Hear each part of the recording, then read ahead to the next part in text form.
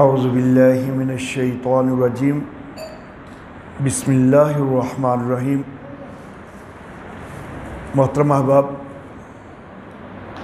आज रमज़ान मुबारक की 23वीं रात है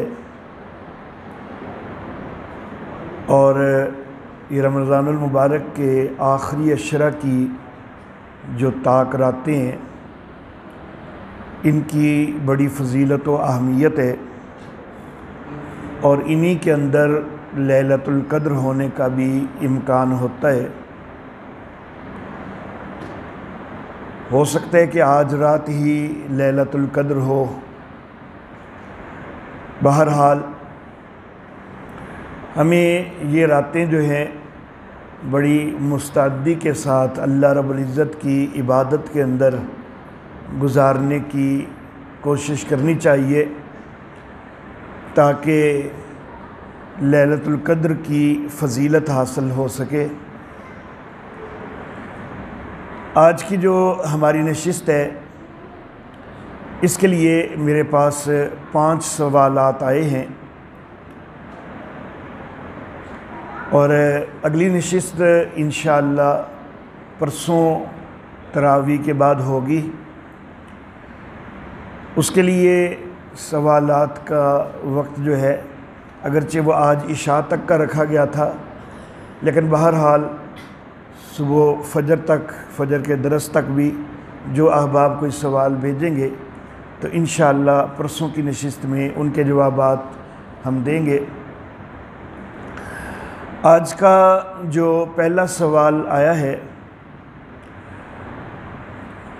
तो वो ख़वातीन के मस्जिद के अंदर एतिकाफ़ के हवाला से है कि ख़वातीन ने एतिकाफ़ मसाजिद में बैठना होता है या घरों में बैठना होता है।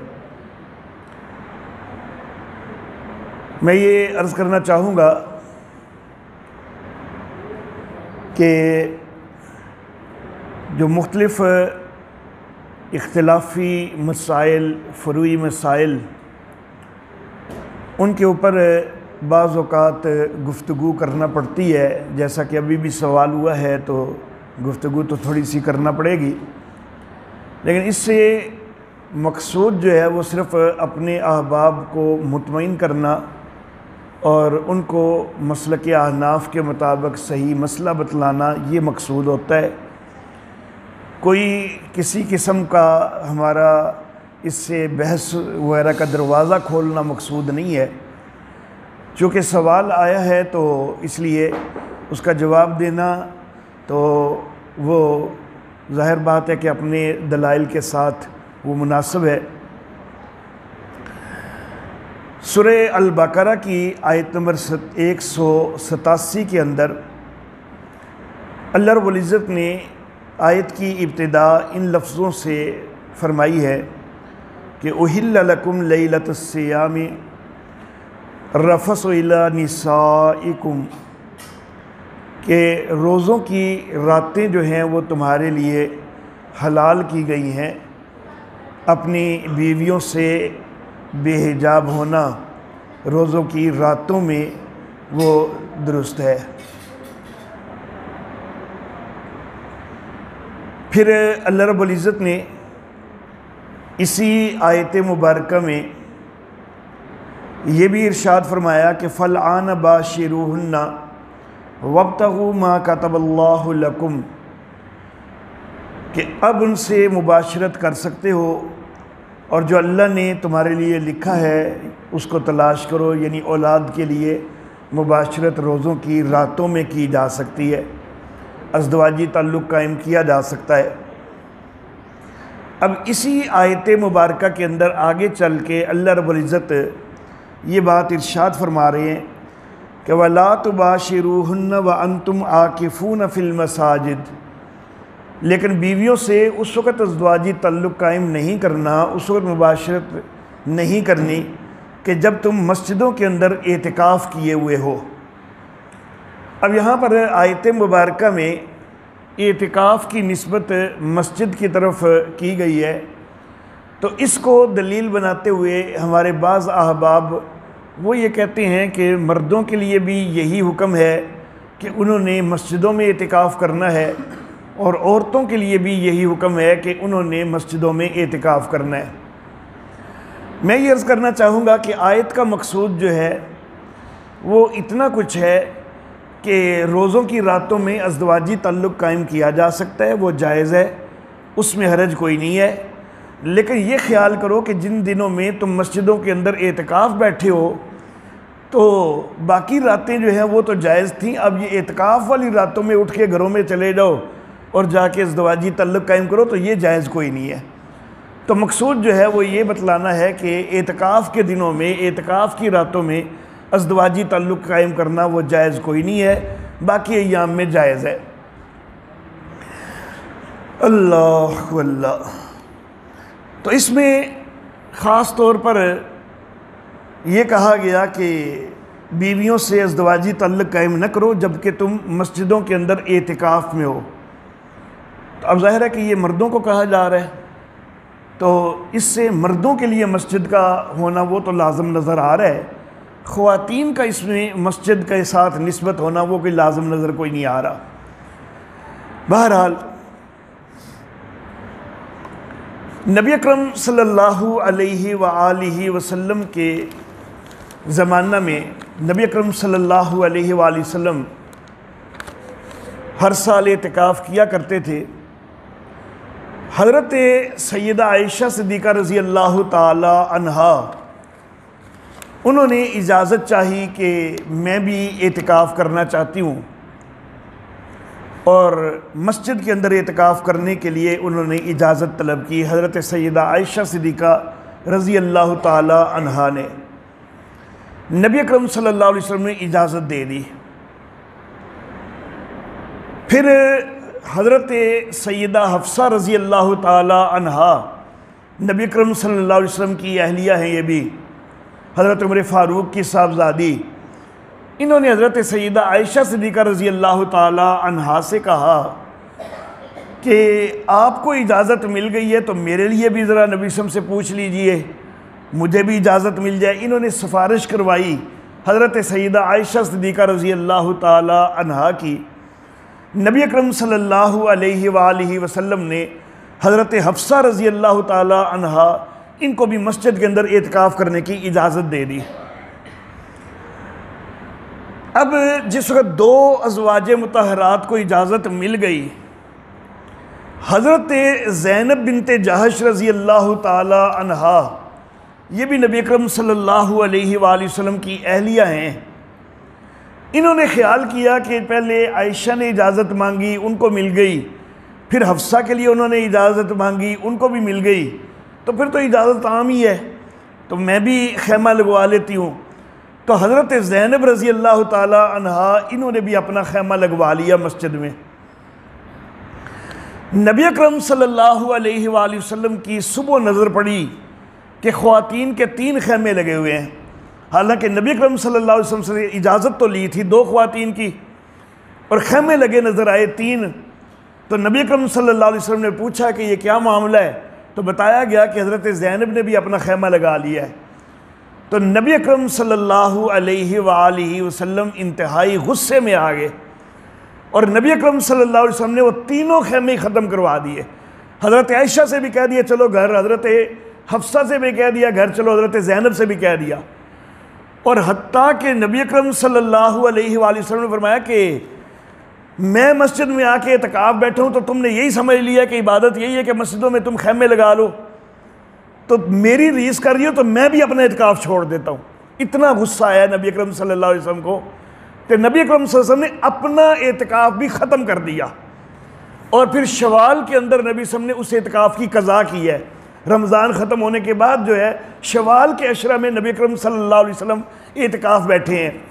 ये रिवायत बुखारी के अंदर भी मौजूद है, सही मुस्लिम के अंदर भी मौजूद है, यानी मुत्तफ़क़ अलैह रिवायत है, और हदीस की दीगर कई किताबों के अंदर भी मौजूद है।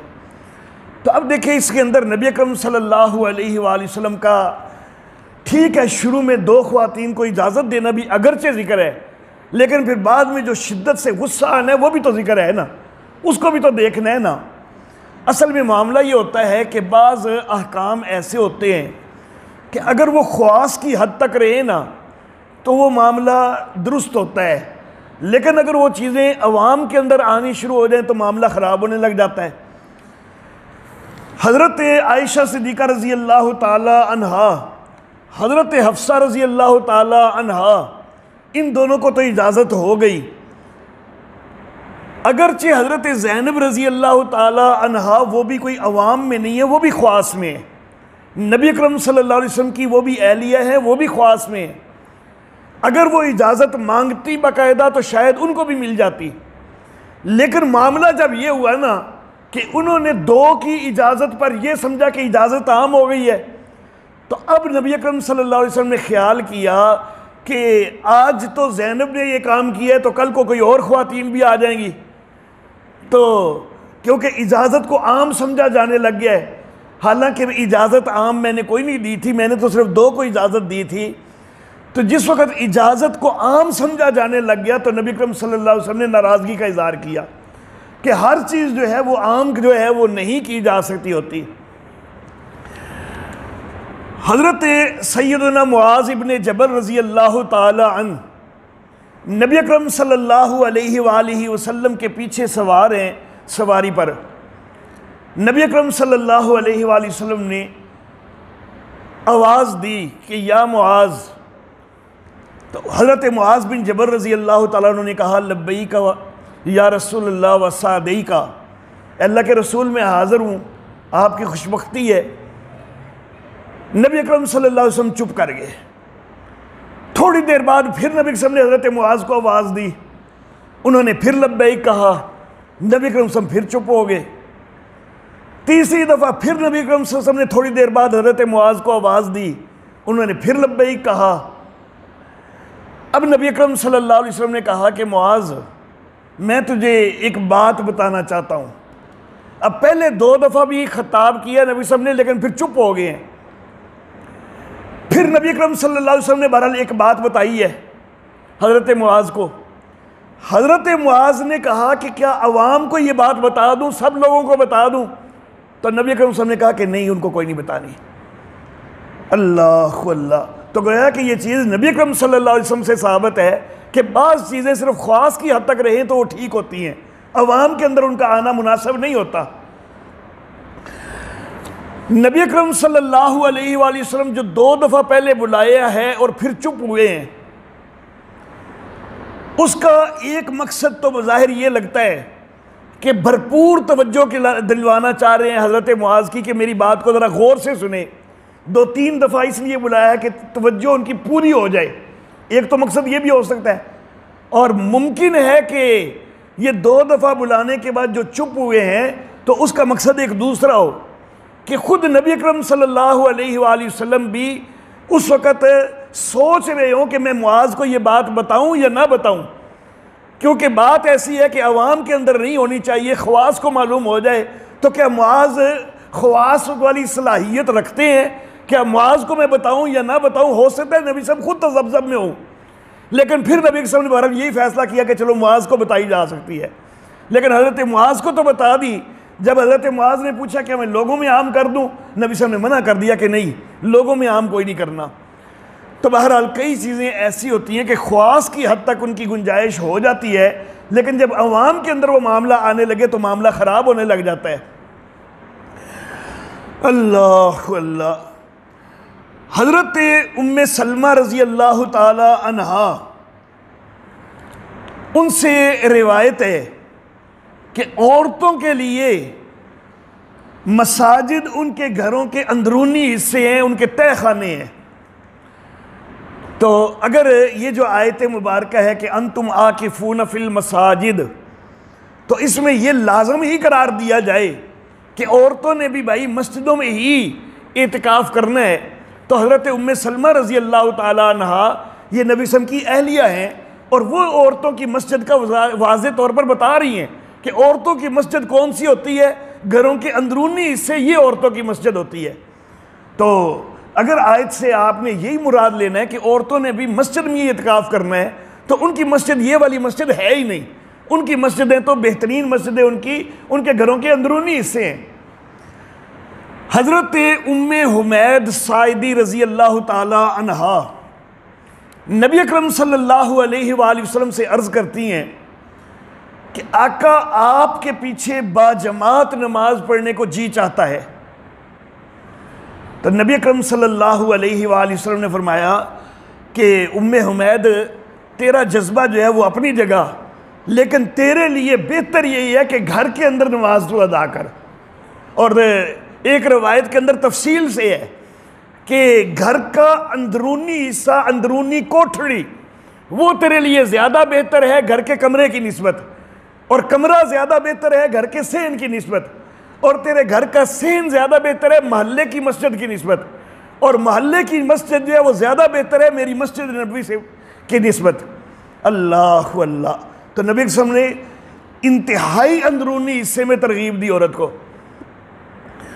अल्लाह अल्लाह। मस्जिद नबवी जो है वहाँ पर एक नमाज पढ़ने का सवाब 1000 नमाज के बराबर। एक रवायत तो 50,000 वाली भी है, लेकिन वो ज़ईफ रवायत है। जो सही रवायत है ना वो 1000 नमाज के बराबर वाली है। तो मस्जिद नबवी का ये सवाब भी अपनी जगह। और फिर उस दौर में जब हज़रत उम्मे हुमैद ये शहादत हासिल करना चाह रही हैं, उस दौर में इमाम नबी अकरम सल्लल्लाहु अलैहि वसल्लम है, और नबी अकरम सल्लल्लाहु अलैहि वसल्लम के पीछे नमाज अदा होना ये तो और बहुत बड़ी शहादत है। तो वो इतनी बड़ी शहादत हासिल करना चाह रही हैं, लेकिन उसके बावजूद नबी अकरम सल्लल्लाहु अलैहि वसल्लम ने कह दिया कि नहीं, घरों का भी अंदरूनी कमरा जो है, अंदरूनी कोठरी जो है वो ज़्यादा बेहतर है तेरे लिए। अल्लाह अल्लाह। अपनी मस्जिद नबवी से नबी साहब ने कहा कि तेरे मोहल्ले की मस्जिद बेहतर है। क्यों? कि मस्जिद नबवी तक आने में ज़्यादा पर्दा जो है वो दूर तक जो है उसमें पर्दा दरी का इम्कान मौजूद है। मोहल्ले की मस्जिद घर के करीब है, वहाँ पर पहुँचने में वक़्त थोड़ा सा लगेगा तो पर्दा दरी का इम्कान कम होगा। और फिर मोहल्ले की मस्जिद से भी कहा कि घर का सेन बेहतर है, ताकि मस्जिद से घर से बाहर निकलो ही ना, सेन के अंदर ही नमाज पढ़ो, वो ज़्यादा बेहतर है। फिर सेन के निस्बत भी कहा कि कमरे के अंदर बेहतर है, क्योंकि सेन में तो साइडों वगैरह के घरों से भी कई दफ़ा नज़र पड़ सकती है, तो कमरे में पढ़ो कि साइडों के घरों से कोई नज़र वगैरह ना पड़े। फिर कमरे से भी कहा कि अंदरूनी कोठरी ज़्यादा बेहतर है, क्योंकि घर के अंदर कोई अचानक आए तो चलो कमरे में भी नमाज पढ़ रही हो ना खातून, तो उसके ऊपर नज़र पड़ सकती है, लेकिन जो अंदरूनी कोठरी में पढ़ रही हो उसके ऊपर नज़र कोई नहीं पड़ती। तो नबी अकरम सल्लल्लाहु अलैहि वसल्लम तो सिर्फ एक नमाज, चंद मिनट की नमाज जो है उसके लिए भी घरों से निकलना, वो उसकी इजाज़त देने के लिए तैयार नहीं हो रहे, बल्कि यही कह रहे हैं कि घरों के भी अंदरूनी हिस्से में, अंदरूनी कोठरी में नमाज अदा किया करो ख्वातीन को, ताकि उनके पर्दे का अहतमाम ज़्यादा से ज़्यादा रहे। तो फिर 10 रातें 10 दिन मस्जिद में गुजारने की इजाज़त दे दी जाए, ये कैसे हो सकता है? तो बहरहाल मसाजिद के अंदर ख्वातीन का एतिकाफ़ हमारे अहनाफ के नज़दीक वो मकरूह तहरीमी है, तो उससे इज्तिनाब करना चाहिए। औरतों ने एतिकाफ़ करना है तो उनकी जो घरों की मसाजिद हैं, घर में जिस जगह को वो मुंतखब कर ले वही उनकी मस्जिद है, तो उसके अंदर वो नमाज पढ़ें। अच्छा जी, आज का जो दूसरा सवाल हुआ है वो सवाल है सादात को ज़कात देने के मुतल्लिक़, कि सादात को ज़कात दी जा सकती है या नहीं दी जा सकती। मैं ये अर्ज़ करना चाहूँगा कि जिन सादात को ज़कात देनी मना है वो 5 शख्सियात की औलाद हैं।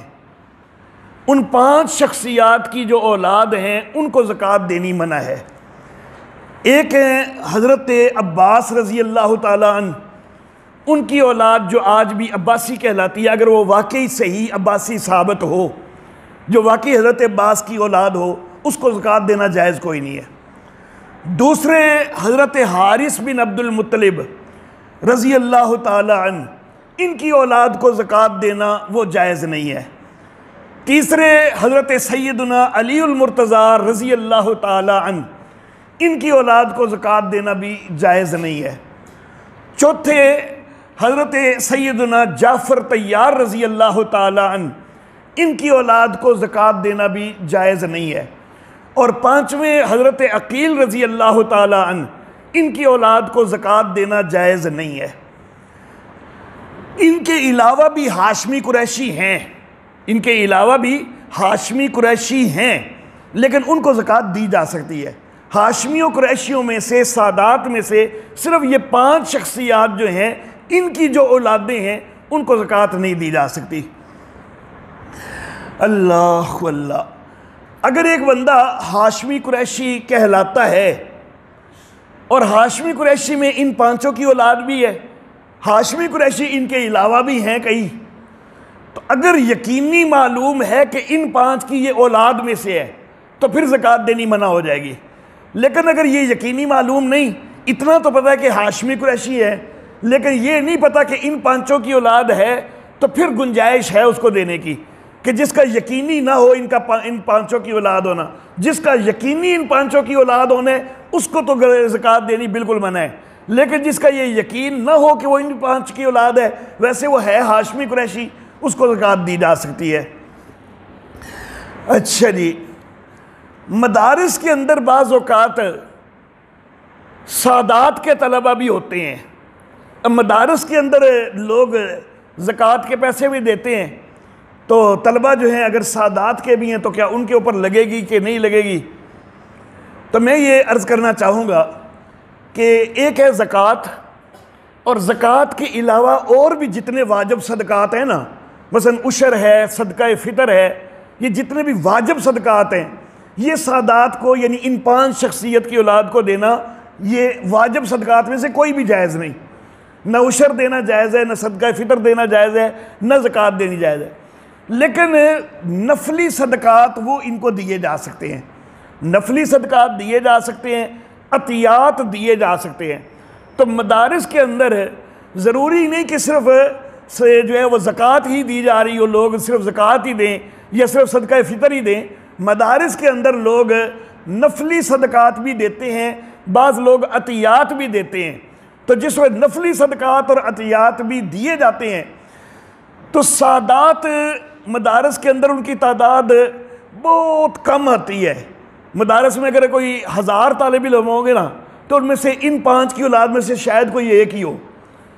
तो जिस वक़्त मदारिस के इज्तिमाई हिसाब के अंदर कुछ वाजिब सदक़ात भी पहुँच रहे हैं, कुछ गैर वाजिब नफली सदक़ात भी पहुँच रहे हैं, तो सादात का जो फ़र्द खुद अपने घर के अंदर एहतियात करता है ना, उसके घर वाले एहतियात करते हैं, वो खुद एहतियात करता है, तो मदरसे में भी अल्लाह उसको ज़कात का माल नहीं खिलाएंगे, क्योंकि मदरसे की आमदन के अंदर नफली सदका या अतिया भी तो मौजूद है ना। तो उसके पेट में लुकमा वही जाएगा कि जो नफली सदक़े का है या जो अतिये का है, उसको अल्लाह जो है वो नहीं खिलाएंगे ज़कात। इसलिए मदारस के अंदर सादात के जो बच्चे अगर हों तो उनके ऊपर वैसे जो नफली सदका वगैरह चूँकि लग जाता है, तो इसलिए उनको मजमूई तौर पर मदारस के अंदर ज़कात दे दें, उसमें कोई फ़र्क नहीं पड़ता।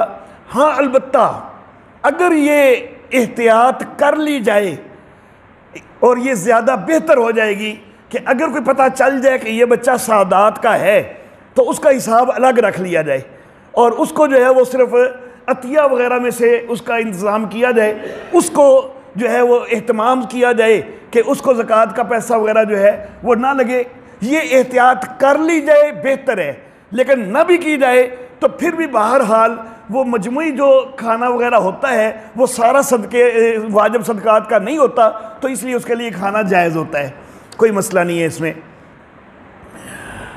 मौलाना सैयद अब्दुल मजीद शाह साहब नदीम रहमहुल्लाह ताला, अल्लाह उनकी कब्र पे करोड़ों रहमतें नाज़िल फरमाए, वो फरमाते हैं कि मैं शम्सुल मुहद्दिसीन हज़रत काज़ी शम्सुद्दीन रहमहुल्लाह उनके पास जामिया सिद्दीकिया के अंदर जब दाखिल हुआ, तो इब्तिदा में चंद दिन जो है ना मैंने खाना खाया तलबा के साथ खाया खाना। तो रोज़ जो है ना वो छोटा गोश्त आ रहा है, कभी बड़ा गोश्त आ रहा है, कभी कोई कट्टा आ रहा है, कभी कोई बकरा आ रहा है, तो बड़ी ऐश रही चंद दिन मेरी। लेकिन एक दिन काज़ी शम्सुद्दीन रहमहुल्लाह ने मुझे बुला लिया। उन्होंने मुझे बुला के कहा कि भाई आप सादात में से है ना, तो एहतियात ज़्यादा ये है कि आपका खाने का अहतमाम अलग हो, तो आप मेरे घर में खाना खाया करें। आइंदा आपका खाना मेरे घर में होगा। तो मौलाना सैयद अब्दुल मजीद नदीम कहते हैं कि मैंने घर में जाना शुरू कर दिया, लेकिन अब घर में गया तो कभी कद्दू पका हुआ है, कभी दाल पकी हुई है, कभी टीले पके हुए हैं। वो गोश्त जो है वो तो नज़र ही कोई ना आए घर में। मदरसे में मैं आदमी हो रहा था रोज़ाना गोश्त खाने का, तो है भी वो एक बचपन का दौर था। तो कहते चंद दिन तो मैंने घर खाना खाया, फिर मैं तंग पड़ गया। मैंने कहा हजरत जी मेरे हंसते मदरसे वाला खाना ही सही है। तो बहरहाल दोनों जायज़ है, उनका अलग एहतमाम कर लिया जाए वो भी जायज़ है, लेकिन बाहर हाल मदरसे के खाने में भी चूँकि दीगर सदक़ात वगैरह भी होते हैं तो इसलिए वो जायज़ हो जाता है। अच्छा जी, तीसरा सवाल जो आज के दर्स के लिए पूछा गया है वो पूछा गया है जमात के अंदर ताख़ीर से अगर कोई शामिल हो तो उसका क्या तरीक़ाकार है। एक आध रकत रह गई है, 2 रकत रह गई हैं, 3 रकत रह गई हैं, तो फिर कोई शामिल हुआ है। तो मैं इस हवाला से अगर किसी की 3 रकत रह गई हो तो उसको मैं ख़ास तौर पर बयान करना चाहूँगा। उसी से समझ आ जाती है, 2 रकत रहने की भी और 1 रकत रहने की भी उसी से समझ आ जाती है।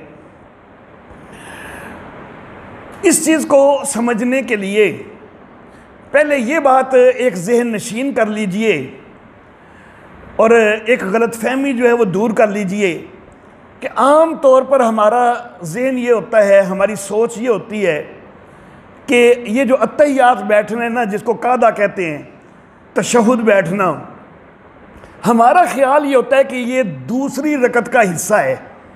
ये हमारा ख्याल होता है कि ये दूसरी रकत का हिस्सा है। लेकिन मैं ये अर्ज़ करना चाहता हूँ कि पहले तो इस गलत फहमी को ज़हन से धो दीजिए कि ये दूसरी रकत का हिस्सा है। ऐसी बात नहीं है, ये दूसरी रकत का हिस्सा नहीं बल्कि ये किसी रकत का भी हिस्सा नहीं है। अत्तहियात का मसला ये होता है कि जब किसी बंदे की 2 रकत हो जाएं तो तब उसने अत्तहियात बैठना होता है, और जब उसकी नमाज पूरी हो जाए तो तब बैठना होता है। ये किसी भी रकत का हिस्सा नहीं है। जब 2 रकत पूरी हो जाए तब बैठना होता है, और जब नमाज पूरी हो जाए तब बैठना होता है। अब यहाँ पर पहले मैंने कहा कि ये दूसरी रकत का हिस्सा कोई नहीं है, फिर मैंने ये कहा कि 2 रकत हो तो ये पढ़नी होती है, तो फिर तो हिस्सा हो गया। लेकिन नहीं, इसमें फ़र्क है, वो फ़र्क अभी इंशाल्लाह आपको पता चल जाएगा। दूसरी रकत का हिस्सा नहीं है, लेकिन 2 रकत होने पर अत्तहियात पढ़नी है। ये दोनों चीज़ें ज़हन में रखनी है। अब मिसाल के तौर पर इमाम के साथ आपको आखिरी रकत मिल गई है, तीसरी रकत के रकू के बाद आप इमाम से मिले हैं, तो चौथी रकत पूरी आपको इमाम के साथ मिल गई है। चौथी रकत के बेशक क़ियाम में आप मिले हैं या चौथी रकत के रकू में भी मिले हैं, तो फिर भी चौथी रकत आपकी इमाम के साथ हो गई। तो इमाम के साथ जो आपकी हुई है वो चौथी हुई है, ये ख्याल रखना है। वो आपकी पहली नहीं हुई है। अगरचे आप अभी आके मिले हैं, लेकिन इमाम की नीयत चूंकि चौथी की है तो फिर आपकी वो चौथी हो रही है, वो पहली नहीं हो रही। अल्लाह अल्लाह।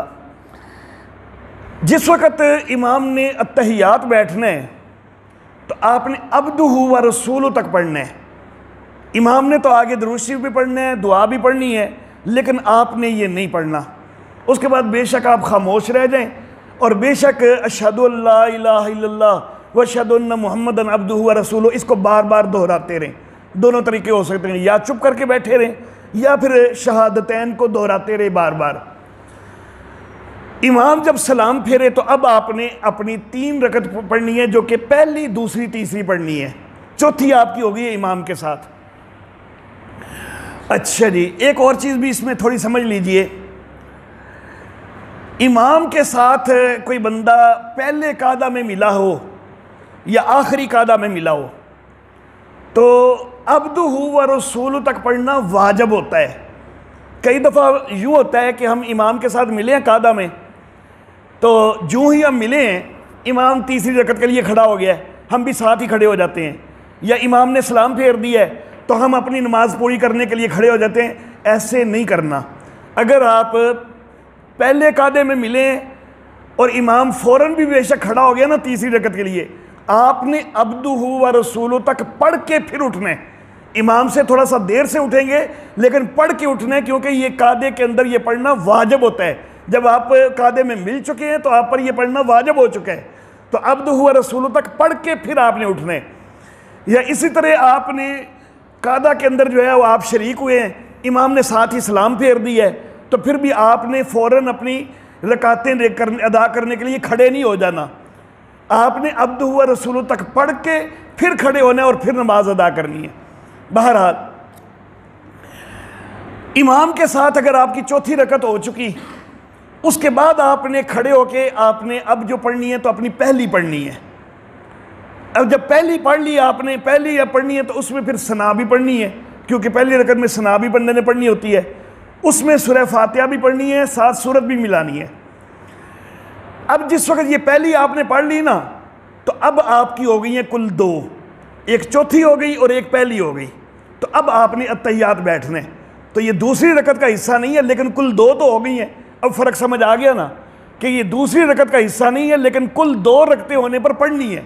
तो आपकी दो रकतें हो गई हैं, अगरचे उनमें वो दूसरी रकत कोई नहीं आई, आपकी आई है चौथी रकत और पहली आई है, ये दो रकतें आई हैं। तो दो रकतें जब आ गई हैं तो आपने अब कादा बैठने, अब्दु हुआ रसूल तक पढ़ने और फिर उठने। और अब जो आपने पढ़नी है अपनी दूसरी रकत पढ़नी है। चौथी इमाम के साथ पढ़ ली है, पहली कादा से पहले पढ़ ली है, अब जो पढ़नी है आपने दूसरी पढ़नी है। और दूसरी के अंदर सूरह फातिहा के साथ सूरत मिलानी होती है। बेशक आप कादा से उठे हैं ना, फिर भी आपने सूरत मिलानी है, क्योंकि आप दूसरी रकत पढ़ रहे हैं और दूसरी रकत में सूरत मिलानी होती है। अब बेशक ये दूसरी रकत थी, लेकिन मैंने बता दिया कि दूसरी रकत का हिस्सा नहीं है कादा। तो कादा था दो रकतों के बाद, वो आप कर चुके हुए हैं। उसके बाद जो दूसरा कादा आना है वो पूरी नमाज होने पर है। तो ये जो दूसरी रकत आपने पढ़ी है, इसके बाद आपने कादा नहीं करना, क्योंकि इस वक्त आपकी तीन रकतें हुई हैं, दो रकत नहीं हुई हैं, आपकी तीन हो चुकी हैं। और तीन पर नहीं बैठना, या दो पर बैठना या आखिर पर बैठना। तो आखिर पर बैठना, यहाँ पर नहीं बैठना। अब आपने अपनी तीसरी रकत पढ़नी है। चौथी इमाम के साथ हो गई, पहली कादे से पहले हो गई, दूसरी कादे के बाद हो गई, और अब फिर एक आपने पढ़नी है, वो आपने अपनी तीसरी पढ़नी है।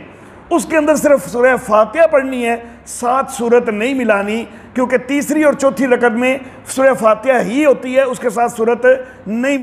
और अब चूंकि आपकी नमाज पूरी हो रही है, तो इसके आखिर में आप कादा बैठेंगे, और वो सिर्फ अब अब्दु हुआ रसूल तक नहीं, बल्कि दुरूद शरीफ भी पढ़ेंगे, दुआ भी पढ़ेंगे और फिर सलाम फिरेंगे।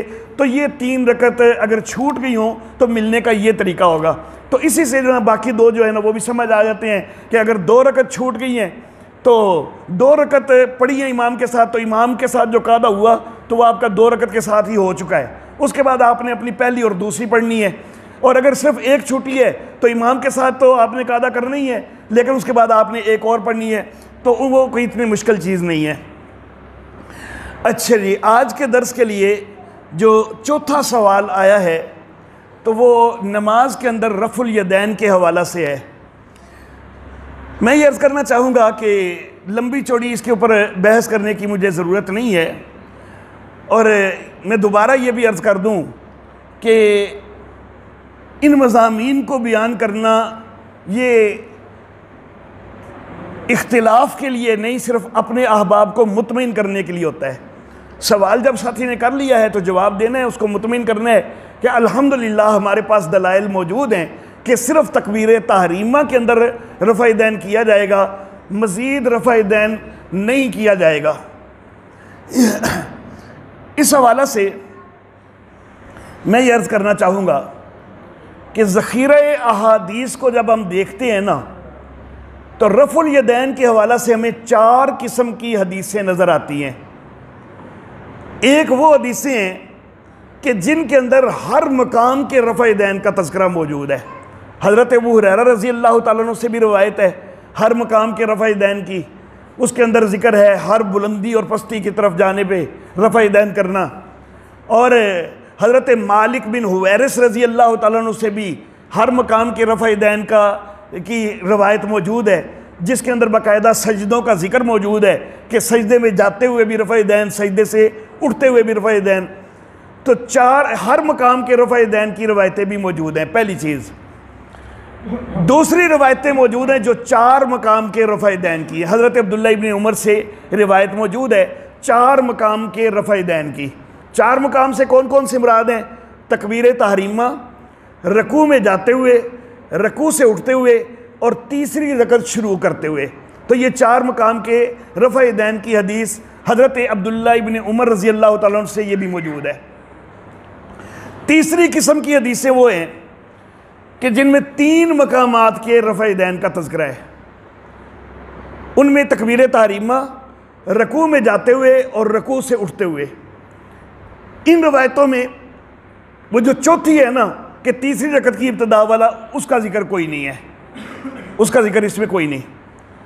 और चौथी किस्म की रवायतें वो हैं कि जिनमें सिर्फ तकबीर तहरीमा के रफ़ा यदैन का तज़किरा है, बाकी रफ़ा यदैन का कोई जिक्र नहीं है। अल्लाह अल्लाह, बल्कि बाकियों की नफ़ी है, बाकी मकामात के रफ़ा यदैन की बाकायदा नफ़ी है कि सिर्फ इसी जगह पे है और किसी जगह पे नहीं। अब रवायतें हो गई 4 किस्म की। हमारे जो अहले हदीस अहबाब हैं वो इनमें से दूसरी किस्म वाली को ले लेते हैं, 4 मकाम वाली को। हर मकाम वाली को उन्होंने छोड़ा, 3 मकाम वाली को भी छोड़ा, 1 मकाम वाली को भी छोड़ा। उन्होंने लिया 4 मकाम वाली को। 3 किस्म की रवायतों को उन्होंने छोड़ा। हमने लिया 1 मकाम वाली रवायत को। हमने हर मकाम वाली को भी छोड़ा, 4 मकाम वाली को भी छोड़ा, 3 मकाम वाली को भी छोड़ा। गोया कि इस मामले में तो हो गई बिराबरी।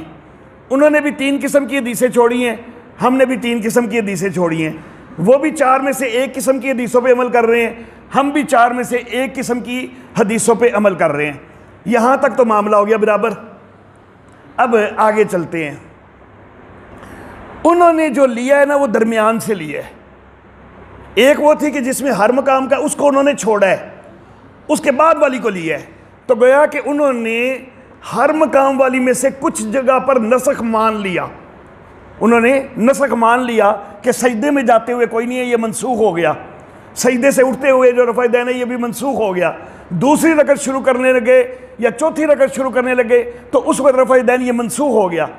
ये मनसूख उन्होंने खुद मान लिया। हमने भी माना कि इब्तिदा में रफ़ा यदैन ज़्यादा मकामात का था लेकिन बाद में मनसूख हुआ है। नसख उन्होंने भी माना, नसख हमने भी माना, तो यहाँ पर भी बराबरी हो गई। ठीक है, यहाँ पर कोई कह सकता है कि उन्होंने थोड़ा नसख माना है, आपने ज़्यादा नसख माना है, तो बराबरी कैसे हो गई? अल्लाह अल्लाह। तो मैं कहता हूँ कि सिर्फ नसख की हैसियत से कि नसख उन्होंने माना है, हमने भी नसख माना है, इस लिहाज से बराबरी बनती है। लेकिन अगर ज़्यादा ही गहराई में जाना है ना तो फिर ज़्यादा गहराई में ज़रा थोड़ा सा और अंदाज से भी जाया जा सकता है, और उस अंदाज में जाए तो हमारा पल्ला भारी हो जाता है। वो कैसे? उन्होंने नसख मान लिया। क्यों माना? कि जी हर मकाम के बाद 4 मकाम वाली रवायत मौजूद है, तो जिससे साबित होता है कि हर मकाम वाला जो है वो मनसूख हुआ है। तो हम कहते हैं इसी चीज़ को आगे बढ़ाएं, 3 मकाम वाली भी तो रवायत मौजूद है, और फिर मौजूद भी उसी हज़रत अब्दुल्ला इब्न उमर से है जिससे 4 मकाम वाली है।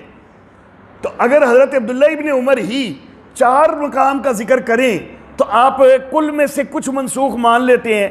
अगर वही हज़रत अब्दुल्ला इब्न उमर 3 मकामात के रफ़ा यदैन का तज़किरा करें तो फिर एक और भी मनसूख मान लो ना उन्हीं के कहने पर।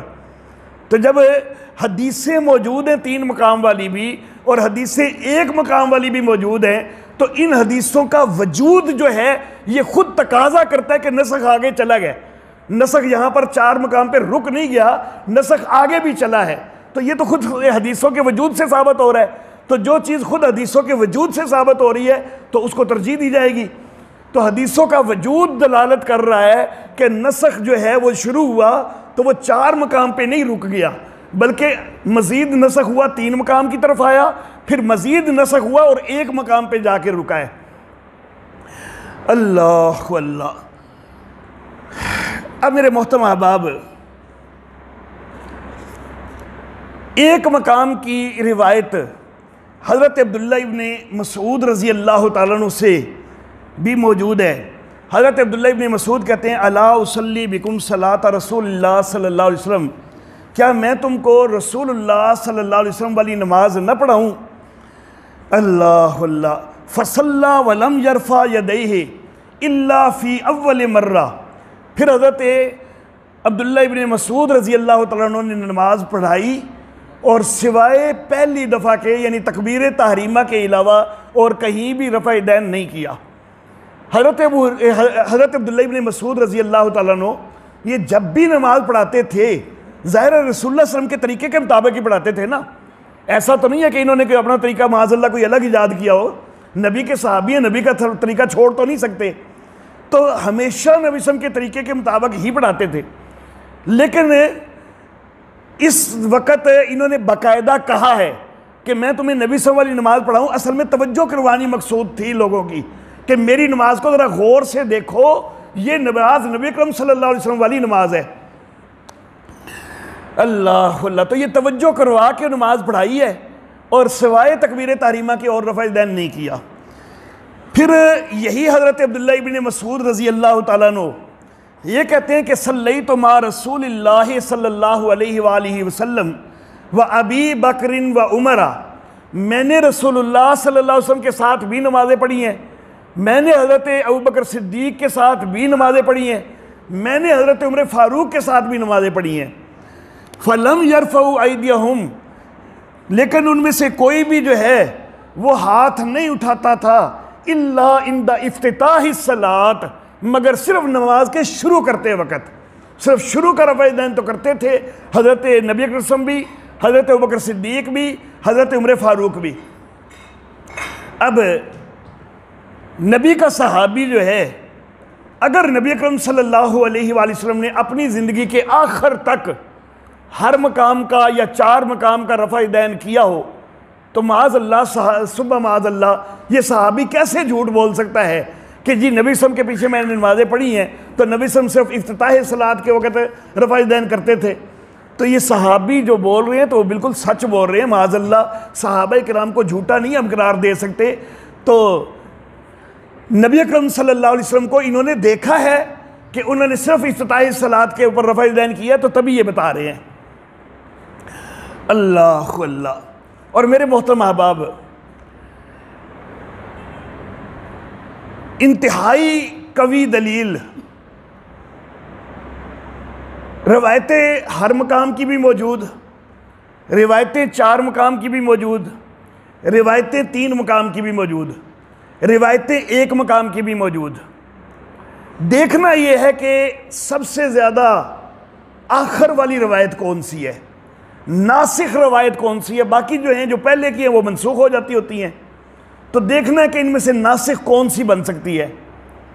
तो मैं ये अर्ज़ करना चाहूँगा कि उम्मत का इसके ऊपर इजमा है कि नबी अकरम सल्लल्लाहु अलैहि वसल्लम ने इब्तिदा में तो ज़्यादा मकाम पर रफ़ा दैन किया है, शुरू में तो नबी वसल्लम ने किया है और इसीलिए रवायात के अंदर आ गया है। वो हमारे अहबाब कहते हैं जी साढ़े को 300 रवायत मौजूद ने कि नबी वसल्लम ने रफ़ा दैन ज़्यादा मकाम से किया। मैं कहता हूँ बेशक 300 की बजाय तुम्हारे पास लाख रवायतें भी मौजूद हों। वो जो 300 बनाते हैं ना, मुस्तकबिल में लाख भी बनेगी उस तरह से, उस तरह की बन जाएगी लाख भी। किस तरह? रवायत एक होती है ना, तो अगर उसको 10 किताबों में पढ़ा जाए तो वो रवायत तो एक ही रहेगी ना, वो 10 रवायतें तो नहीं ना हो जाएंगी। तो वो जो 300 शुमार करते हैं ना, वो इस तरह शुमार करते हैं कि जी ये रवायत इस किताब में भी आ गई, ये इसमें भी आ गई, ये इसमें भी आ गई, तो उसको गिनती बढ़ाते जाते हैं। तो मुस्तकबिल में और किताबें भी लिखी जानी है ना, क़यामत तक किताबें तो लिखते रहने हैं लोगों ने, तो उनके अंदर भी जब आती जाएंगी तो फिर मुस्तकबिल में हो सकता है कोई कहे कि 300 से अब 400 हो गई हैं, अब 500 हो गई हैं, हो सकता है लाख तक भी पहुंच जाए। लेकिन मैं ये अर्ज़ करना चाहूँगा, जितनी मर्जी रवायतें हों, नबी सल्लल्लाहु अलैहि वसल्लम ने जब अमल किया है तो रवायतें तो आनी है, रवायतों में जिक्र तो हो गई, वो तो होगा यकीनन और है।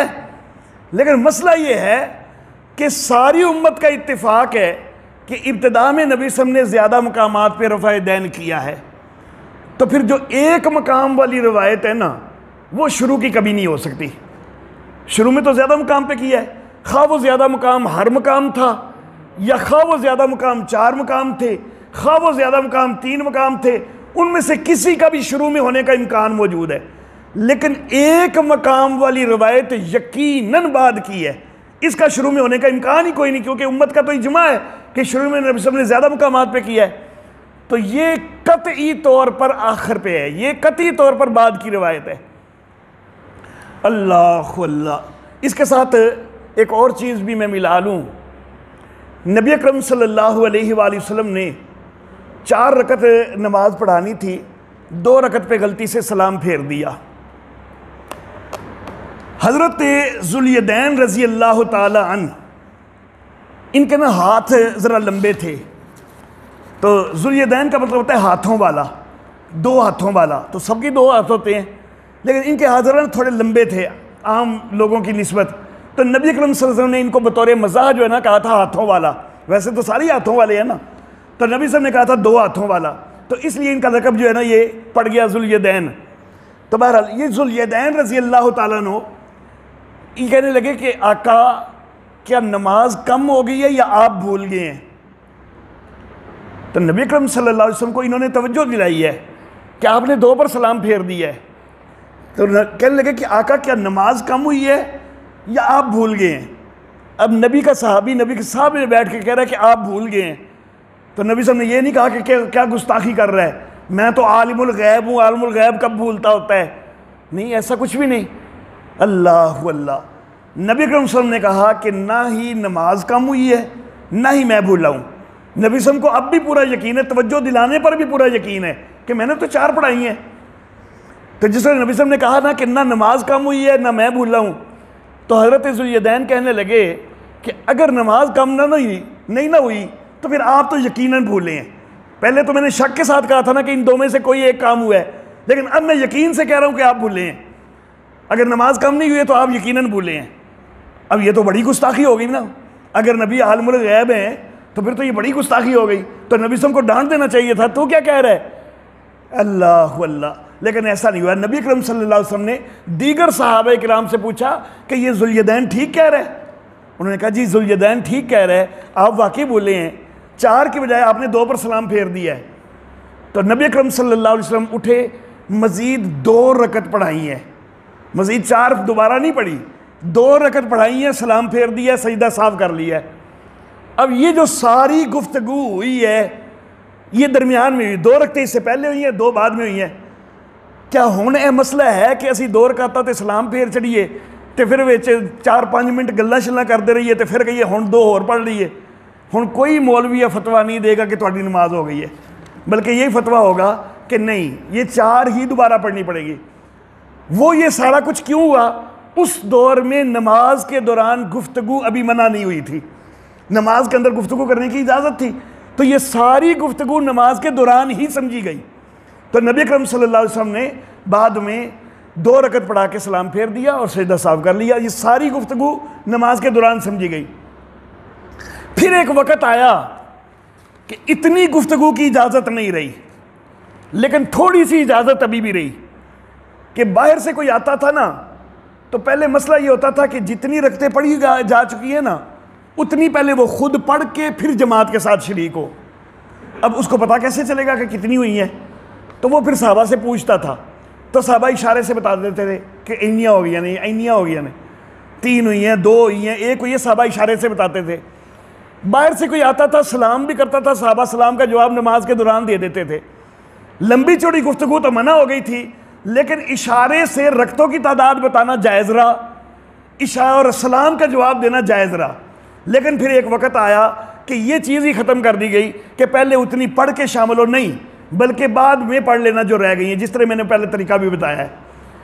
जब आए हो साथ ही शरीक हो जाओ, जो रह गई उनको बाद में पढ़ लो। अब वो इशारे से जवाब देना वो भी मना हो गया। सलाम का जवाब देते होते थे सहाबा इकराम भी, नबी अकरम सल्लल्लाहु अलैहि वसल्लम भी। सहाबी सफ़र से वापस आए, नबी अकरम सल्लल्लाहु नमाज पढ़ रहे हैं, सहाबी ने सलाम किया, नबी सल्लल्लाहु ने जवाब कोई नहीं दिया। सहाबी दिल में बड़े परेशान हो गए कि आका कहीं मेरे से नाराज़ तो नहीं है कि मैंने सलाम किया जवाब नहीं दिया। तो जब नमाज ख़त्म की नबी सल्लल्लाहु ने, तो फिर उन सहाबी को तसल्ली दी कि मैं कोई तुमसे नाराज़ नहीं हूँ, ये चीज़ अब मनसूख हो चुकी है।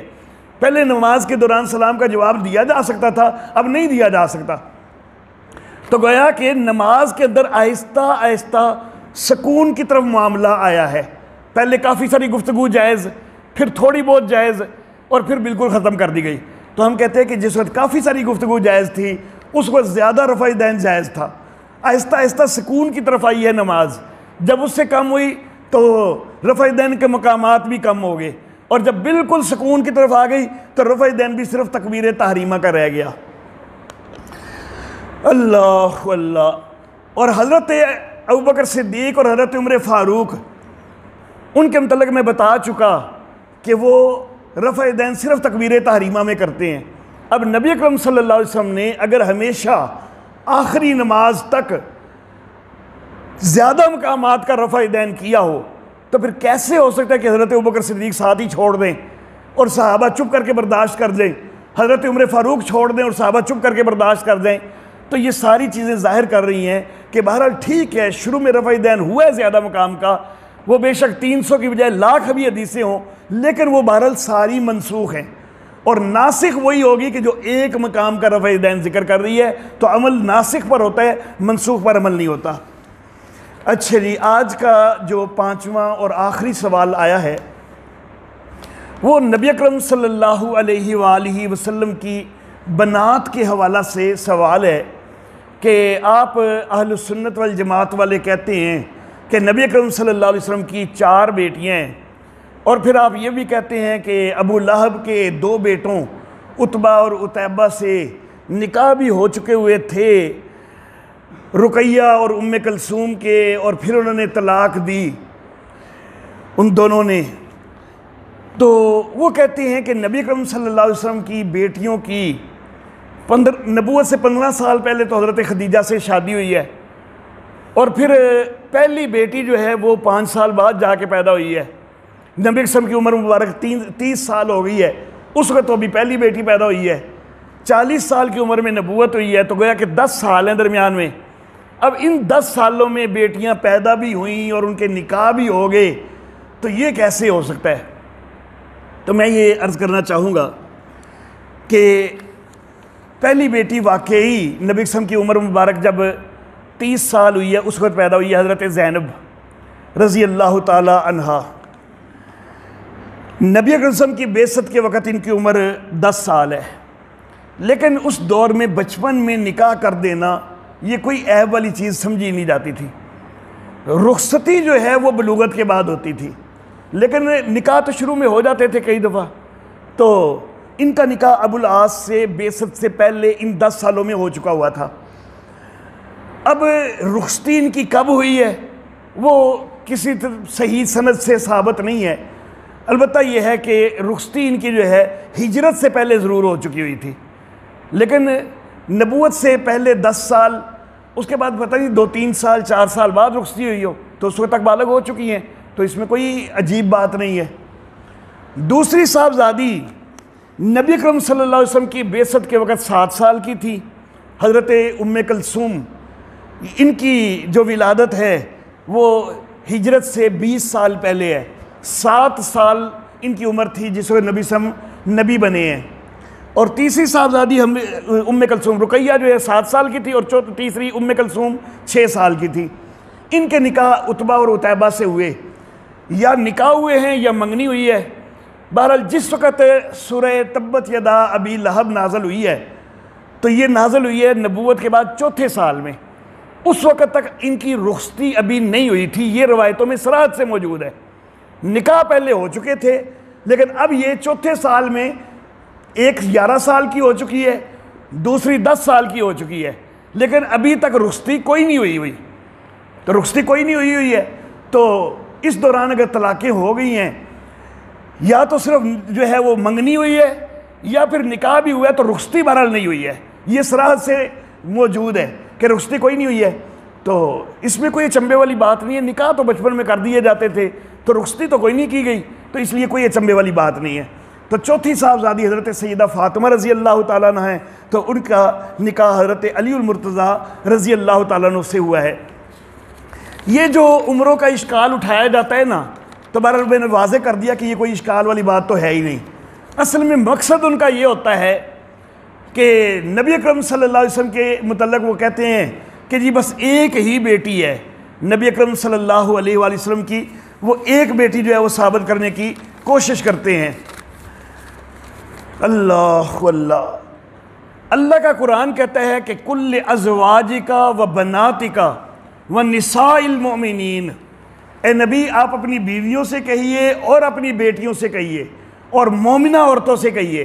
तो अल्लाह रब्बुल इज़्ज़त ने बनात का लफ्ज़ इस्तेमाल किया है जो कि जमा का सीगा है, और जमा का सीगा अरबी में कम अज़ कम 3 के लिए होता है, एक के लिए तो नहीं होता। एक के लिए तो वाहिद का सीगा होता है, अरबी में 2 के लिए तस्निया का होता है, और 2 से ज़्यादा के लिए जमा का होता है। तो कुरान हकीम की नस से साबित होता है कि नबी अकरम सल्लल्लाहु अलैहि वसल्लम की साहबजादियाँ कम अज़ कम 3 तो ज़रूर हैं, और आगे तारीख़ से हदीस से पता चल जाता है कि 4 हैं, लेकिन कम अज़ कम 3 का सबूत तो कुरान की नस से हो जाता है। हमारे कुछ लोग जो हैं वो ये कहते हैं कि जी जो बनातिका का लफ्ज़ आया है ना, तो वो उससे मुराद उम्मत की बेटियां हैं। तो मैं ये अर्ज़ करना चाहूँगा कि उम्मत की बेटियों के लिए आगे निसाइल मोमिनीन का लफ्ज़ अलग आया हुआ है, उम्मत की बेटियों के लिए वो अलग आया हुआ है। तो इसलिए बनातिका से मुराद नबी सल्लल्लाहु अलैहि वसल्लम की अपनी ज़ाती बेटियाँ ही हैं। अच्छा जी, और फिर ख़ुद हमारे उन दोस्तों की किताबों में हवाले मौजूद हैं। हवाले तो काफ़ी सारे हैं, लेकिन मैं चंद एक अहम हवाले जो है वो मैं ज़िक्र करना चाहूँगा। नहजुल बलागा, ये किताब मेरी नहीं है, उनकी किताब है। इसके अंदर हज़रत अली रज़ी अल्लाह तआला अन्हु का एक बयान ज़िक्र हो रहा है कि हज़रत अली रज़ी अल्लाह तआला अन्हु ने हज़रत उस्मान रज़ी अल्लाह तआला अन्हु से ये बात कही। तो वो नहजुल बलागा के अंदर ज़िक्र हुई है। क्या ज़िक्र हुई है कि जी वो कहते हैं, हज़रत अली हज़रत उस्मान गनी से कहते हैं, व साहिबता रसूलल्लाह कमा साहिबना, तू भी रसूलुल्लाह का साथी है जिस तरह हम साथी हैं। हज़रत अली सहाबी मान रहे हैं, हज़रत अली सहाबी मान रहे हैं, आपकी नहजुल बलागा के मुताबिक सहाबी मान रहे हैं। और दौर हाज़िर में जो है वो आप माज़ल्ला सुम्मा माज़ल्ला काफिर और मुर्तद कहते हैं, हज़रत अली तो सहाबी मान रहे हैं। अच्छा जी, व मबनु अबी कुहाफ़ा व लबनुल ख़त्ताबी औला बिअमलिल हक़्क़ मिनका, अबू कुहाफ़ा का बेटा यानी हज़रत अबू बकर सिद्दीक़ रज़ी अल्लाह तआला अन्हु और ख़त्ताब का बेटा यानी हज़रत उमर फ़ारूक रज़ी अल्लाह तआला अन्हु, ये हक़ के अमल में कोई तुझसे ज़्यादा बढ़े हुए नहीं हैं। व अंत अक़रबु इला रसूलिल्लाह सल्लल्लाहु अलैहि वसल्लम वशीजत रहमी मिनहुमा, और ए उस्मान रहमी ताल्लुक़ के लिहाज से तो इन दोनों से नबी करम सल्लल्लाहु अलैहि वसल्लम से ज़्यादा करीब है। वक़द निलता मिन सिहरिही मा लम यनाला, कि तुझे उनकी दमादी का शरफ हासिल है जो इन दोनों को हासिल कोई नहीं है। और नहजुल बलागा का हाशिया मोहम्मद अब्दुहू का, तो उसके अंदर ये लिखा है, व अम्मा अफजलियतहु अलैहिमा, जो हज़रत उस्मान की फ़जीलत ज़िक्र हुई है ना यहाँ पर हज़रत अबू बकर सिद्दीक़ पर और हज़रत उमर फ़ारूक पर, फ़लिअन्नहु तज़व्वजा बिबिन्तै रसूलिल्लाह, तो वो इसलिए कि उन्होंने रसूलुल्लाह की 2 बेटियों से शादी की है। अच्छा जी, रुकैया तो व उम्मे कलसूम, रुकैया से भी और उम्मे कलसूम से भी। तूफ़ियतिल ऊला, पहली की वफ़ात हो गई, फ़ज़व्वजहुन नबिय्यु सल्लल्लाहु अलैहि वसल्लम बिस्सानिया, तो नबी सल्लल्लाहु अलैहि वसल्लम ने उनके साथ दूसरी की भी शादी कर दी।